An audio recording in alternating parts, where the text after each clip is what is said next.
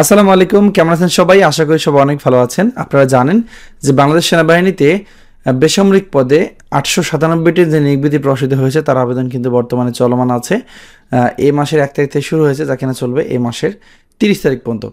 So এই আবেদন ফর্মটা আপনারা কীভাবে পূরণ করবেন এবং আবেদন ফর্মের সাথে কোন কোন কাগজপত্র দিবেন সব কিছু নিয়ে কিন্তু আমি ভিডিও আলাদা আলাদা করে তৈরি করেছি। আপনারা অনেকে সেই ভিডিওতে বেশ কিছু কমেন্ট করেছেন। এখান থেকে আমি টোটাল 20টা কমেন্ট বেছে নিয়েছি যে এই 20টা প্রশ্নের উত্তর দেওয়া খুবই জরুরি, এই কারণে আজকে এই ভিডিওটা তৈরি করা। ভিডিওটা শুরু করার আগে ছোট একটা রিকোয়েস্ট থাকবে, আপনি যদি আমাদের এই চ্যানেলে নতুন দর্শক হয়ে থাকেন তাহলে অবশ্যই চ্যানেলটি সাবস্ক্রাইব করে দেবেন। আমরা মূল টপিকে আসি।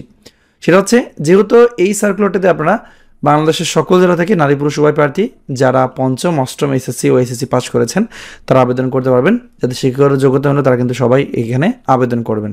তো আজকে আমি প্রথম যে প্রশ্নটি আলোচনা করব, আপনারা যেমনটা স্ক্রিনে দেখতে পাচ্ছেন যে 5 থেকে 10 পাস এর সব সার্টিফিকেট দিতে হবে কিনা দয়া করে জানাবেন বলেছেন।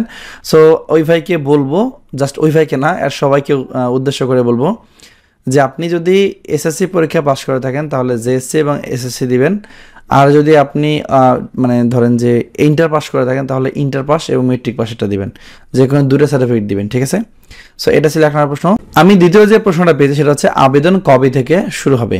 যেমনটা আপনারা ইতিপূর্বে ভিডিওতে দেখেছেন যে আবেদন কিন্তু এই মাসের 1 তারিখ থেকে শুরু হয়েছে, যা কিনা চলবে এই মাসের 30 তারিখ পর্যন্ত। সেই সময়ের মধ্যে আপনাকে অবশ্যই আবেদন ফর্মটি পূরণ করতে হবে। এর পরের যে প্রশ্ন সেটা আপনারা দেখতে পাচ্ছেন যে আসসালামু আলাইকুম। ওয়ালাইকুম সালাম।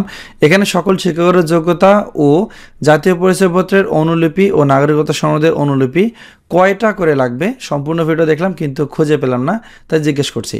এটার উত্তরটা আমি বলে দিই। সেটা হচ্ছে এই প্রত্যেকটা কাগজ যেগুলো আপনি সার্কুলারের কথা বলা আছে, সার্কুলারের মধ্যে বলে দেওয়া আছে, সেগুলো আপনাকে 1 কপি সত্যায়িত করে দিতে হবে। আমি আবার বলে দিচ্ছি, 1 কপি করে সত্যায়িত করে দিতে হবে, ঠিক আছে? সো এর পরের যে প্রশ্ন সেটা আমরা দেখে নিই। দেখতে পাচ্ছেন আপনারা, একজন কি 3টা পদে আবেদন করতে পারবে? সো একজন 3টা পদে আবেদন না করাই ভালো। একজন যদি 3টা পদে আবেদন করেন সেক্ষেত্রে কিন্তু ভিন্ন ভিন্ন জায়গায় আপনার মাঠটা হবে বা আপনার পরীক্ষাটা হবে।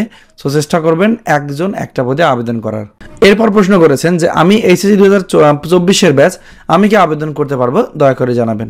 আপনি অবশ্যই আবেদন করতে পারবেন, ঠিক আছে? আপনি অবশ্যই আবেদন করতে পারবেন, যার যা শিক্ষার যোগ্যতা অনুযায়ী আপনারা আবেদন করে ফেলবেন। এরপরে যে প্রশ্ন যেটা দেখতে পাচ্ছেন, নিয়োগগুলো এত কঠিন করার কারণ কি? এই যে বেসামরিক পদে সার্কুলারটি প্রকাশিত হয়েছে, ইতিপূর্বে যেগুলো প্রকাশিত হয়েছে সবগুলোর আবেদন প্রসেস কিন্তু একই। যেহেতু এখানে যে ঠিকানা আবেদন করবেন সেই ঠিকানা আবেদনপত্র প্রেরণ করতে হবে, এককভাবে একটা নির্দিষ্ট জায়গায় আবেদনপত্র প্রেরণের কোনো সুযোগ নাই। সো আবেদন পদ্ধতিটা একটু জটিল মনে হলেও কিন্তু কিছু করার নাই, এটা আপনাকে মেনে নিতে হবে, ঠিক আছে? আপনারা যে নিয়ম দেওয়া আছে ওই নিয়ম অনুসারে আবেদনটি করে ফেলবেন। এরপরে যে প্রশ্নটা হচ্ছে, কম্পিউটারে আবেদনপত্রটি টাইপ করলে কি আবেদন ফর্মটি বাতিল হয়ে যাবে? অবশ্যই অবশ্যই বাতিল হবে। এর কারণ হচ্ছে, দেখবেন সার্কুলারে উল্লেখ করা আছে যে আপনাকে আবেদন ফর্মটি নিজ হাত দিয়ে কলম দিয়ে, এইরকম কলম, এই দেখেন এরকম কলম দিয়ে পূরণ করতে হবে, ঠিক আছে? যেভাবে বলা আছে সেভাবে পূরণ করবেন। আশা করি আপনারা এডমিট কার্ড পেয়ে যাবেন, ঠিক আছে? এর পরের একজন কমেন্ট করেছে যে ভাইয়া, আমি রংপুরে আসলে জব করি, আমি কি বর্তমান থেকে রংপুর দেবো কিনা? এই বিষয়ে একটু আমার দ্বিমত আছে।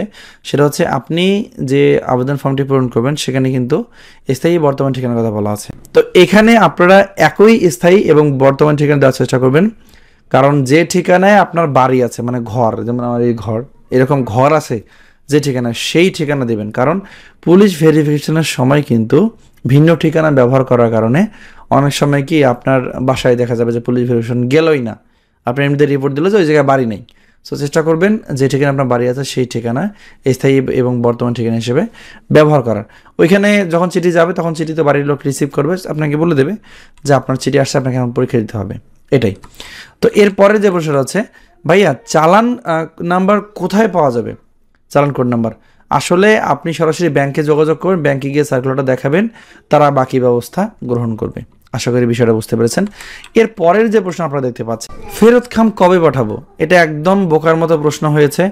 আমি আগের ভিডিওতে বলেছি, আপনি যখন আবেদন ফর্মের প্রয়োজনীয় ডকুমেন্ট সহ প্রেরণ করবেন তখন ওই খামের ভিতরেই ফেরত খাম দিতে হবে 10 টাকার ডাক টিকিট যুক্ত করে। আশা করি আপনারা বিষয়টা বুঝতে পেরেছেন। এটা নিয়ে অনেকেরই প্রশ্ন ছিল, তারপরে আমি প্রশ্নটা দিয়েছি। সো এর পরের যে প্রশ্ন আপনারা দেখতে পাচ্ছেন, এই আবেদন ফর্ম সহ প্রয়োজনীয় ডকুমেন্ট আপনি কিভাবে পাঠাবেন, এই ভাই কিন্তু জানতে চেয়েছে। সো ভাই মনে হয় পুরো ভিডিওটা দেখেন নাই, আমি কিন্তু ভিডিওতে বলে দিয়েছি যে ডাকযোগে পাঠাতে হবে। আশা করি আপনারা বিষয়টা বুঝতে পেরেছেন। এর পরের যে প্রশ্ন আপনারা দেখতে পাচ্ছেন, সেনানিবাসে গিয়ে আবেদন করা যাবে কি পোস্ট অফিসে না গিয়ে? অবশ্যই না। আপনাকে সেনানিবাসে যাইতে বলা হয় নাই, আপনাকে কিন্তু আপনার আবেদন ফর্মটি ডাকযোগে প্রেরণ করার কথা বলা হয়েছে বা পোস্ট অফিসের মাধ্যমে প্রেরণ করার কথা বলা হয়েছে। যেভাবে সার্কুলার বলা আছে সেই কাজটাই করবেন, এখানে নিজে নিজে পণ্ডিতে করতে যাবেন না, ঠিক আছে? এর পরের যে প্রশ্ন আপনারা দেখতে পাচ্ছেন, আসলে কোন সাইজের খাম আপনি দিবেন, এটা কিন্তু গুড কোশ্চেন।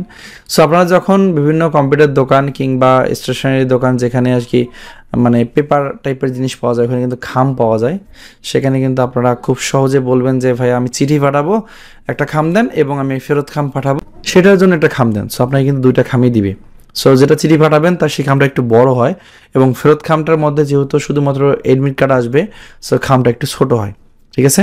ছোট বলতে আবার এটুক সাইজের খাম না, কিন্তু এই এটুক সাইজের খাম, ঠিক আছে? এটুক সাইজ আপনাকে হাত দিয়ে থেকে দিলাম। তো আশা করি বিষয়টা বুঝতে পেরেছেন।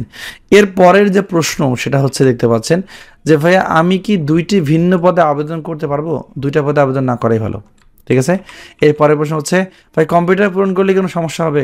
আপনাকে হাত দিয়ে পূরণ করতে বলছে, আপনাকে কম্পিউটার দিয়ে পূরণ করতে বলা হয়নি। সো হাত দিয়ে পূরণ করবেন বা কলম দিয়ে পূরণ করবেন। এরপর ভাই ফর্ম পূরণ করে পোস্ট অফিসের মাধ্যমে কাগজগুলো পাঠাতে হবে। অবশ্যই ডাক বিভাগ বা পোস্ট অফিসের মাধ্যমে বা জিপির মাধ্যমে বলি আমরা, যে এখন পোস্ট অফিসে বলবেন জিপি করেন, জিপির মাধ্যমে পাঠাবেন। যাই হোক, পোস্ট অফিসের একটা মাধ্যম আর কি। সো এর পরের যে প্রশ্ন সেটা হচ্ছে, ভাই কম্পিউটার টাইপ করে ফর্ম পূরণ করলে হবে না? অবশ্যই না, কম্পিউটার টাইপ করে ফর্ম পূরণ করা যাবে না। এরপর হচ্ছে, ভাই আমি নিজে সেনানিবাসে জমা দিতে পারবো? অবশ্যই না, নিজে গিয়ে সেনানিবাসে জমা দেওয়া যাবে না, এটাকে ডাকযোগে প্রেরণ করতে হবে। এরপরের প্রশ্ন হচ্ছে, ভাই আমার গ্রামের বাড়ির ঠিকানা ফেরত খাম দিতে হবে, আমি বর্তমানে ঢাকায় আছি, ঢাকার ঠিকানা দিব নাকি আমার স্থায়ী ঠিকানা? আপনার স্থায়ী ঠিকানা দেবেন, ঠিক আছে? বাসায় যখন আপনার যাবে সিটিটি, সেটা আপনার বাসায় বলে রাখবেন, তারা যেন আপনাকে কল দিয়ে আপনার এটা দিয়ে দেয়। তো এই ছিল মোটামুটি 20টা প্রশ্ন, আমি চেষ্টা করেছি উত্তর দেওয়ার। সো ভিডিওর শেষে একটা কথাই বলবো, যারা এখনও আবেদন করে নাই দ্রুত আবেদন করে ফেলবেন, সেই যেটা অপেক্ষা করবেন না। আপনাদের যেহেতু সিটিতে ডাক বিভাগের মাধ্যমে বা পোস্ট অফিসের মাধ্যমে যাবে, সো এখানে 1-2 দিন সময় লাগতে পারে। সো দ্রুত আবেদন করে ফেলবেন, মানে দেরি করার সময় নেই আর কি। যাই হোক, আর আবেদন করার পর যদি আপনি ভালো প্রিপারেশন নিতে চান, তাহলে অবশ্যই স্ক্রিনে দিয়ে আমাদের এই সাজেশনটি সংগ্রহ করবেন। সাজেশনটির মূল্য কিন্তু মাত্র 100 টাকা। আপনারা স্ক্রিনে দেওয়া হোয়াটসঅ্যাপ নাম্বারে যোগাযোগ করে সাজেশনটি নিয়ে এখন থেকে ভালো করে প্রিপারেশন নেবেন। দেখা হবে পরবর্তী ভিডিওতে। ভালো থাকবেন সবাই। আসসালামু আলাইকুম।